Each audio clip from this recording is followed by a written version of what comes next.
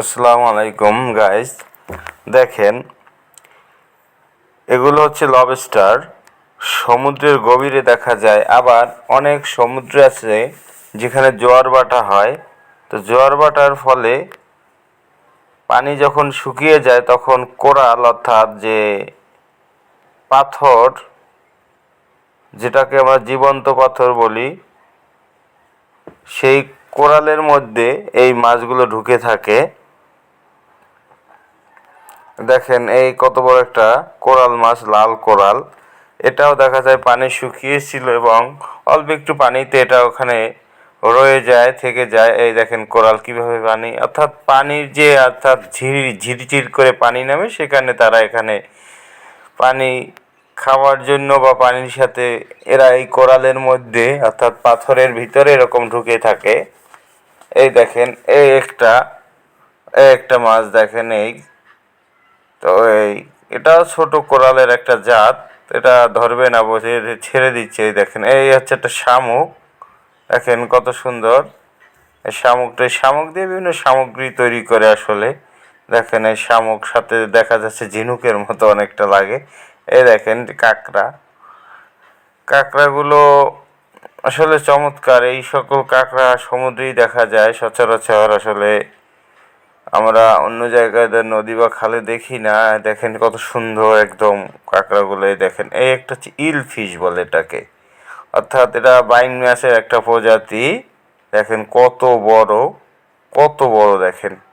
ইল fish, অর্থাৎ এটা এক প্রকার বাইং মাছই বলা যায়। এটা অনেক দামি একটা মাছ, খেতে অনেক সুস্বাদু। হ্যাঁ, এই যে মাছটা ধরে ফেললো। দেখেন কত বড় একটা মাছ, চমৎকার আসলে। এগুলো সমুদ্রেই পাওয়া যায়, সামুদ্রিক মাছ। হ্যাঁ, দেখা যাচ্ছে। দেখেন, মনে হয় আলু। আলু না, আসলে এটা একটা ঝিনুক। হ্যাঁ, অনেক সময় মনে হয় যেন একটা আলু পড়ে আছে। এই যে দেখেন, ঝিনুকটা খুবই চমৎকার একটা ঝিনুক। এগুলো দিয়ে মূলত বিভিন্ন সামগ্রী তৈরি করা হয়। এরপরে দেখা যাচ্ছে যে এই তো এটা এক প্রকার, এটা হচ্ছে একটা মাছ। বলেন তো এটা কি মাছ হতে পারে? দেখেন, এটা কি মাছ কমেন্টে জানাবেন। এটাকে আমরা বলতাম যে এটা এক প্রকার মাছ, কিন্তু আমরা গ্রাম্য ভাষায় এটাকে কুত্তার জিবড়ে বলতাম। এগুলো আমাদের গ্রাম অঞ্চলে মূলত যখন খালে ছোট ছোট পাইতাম, এগুলো আমরা খেতাম না, ফালাই দিতাম। এইটা সমুদ্রে হয় অনেক বড়। দেখেন, এই কাঁকড়া সেই পাথরের ভিতরে ঢুকে আছে। কত চমৎকার একটা কাঁকড়া দেখেন। এই কাঁকড়াগুলো আসলে এখন এটা জনপ্রিয় হয়ে উঠেছে। আগে সবাই কাঁকড়া খেত না, এখন দেখা যাচ্ছে ধর্ম বর্ণ নির্বিশেষে সবাই কাঁকড়া খায় এবং তারা খুব এটাকে এনজয় করে। দেখেন, এই একটা মাছ। দেখেন কত সুন্দর মাছটা। আসলে এরকমের মাছ দেখা যায় না সচরাচর। কত সুন্দর দেখেন, রঙিন, চমৎকার একটা মাছ। কোরালেরই হয়তো প্রজাতি হবে। দেখেন, একটা হচ্ছে চিংড়ি। দেখেন কত বড় পা, কত বড় পা। অর্থাৎ মাছ চিংড়িটা ছোট, কিন্তু তার থেকে পা অনেক বড় মনে হচ্ছে। ওরে কত বড় পা, বাপরে! এত বড় চিংড়িটাও বেশ বিশাল, কারণ সেটা অনেক বয়স হয়েছে। পা কত বড়! আমার গ্রামে এটা ছোট ছোট এরকম দেখতাম, পা বড়।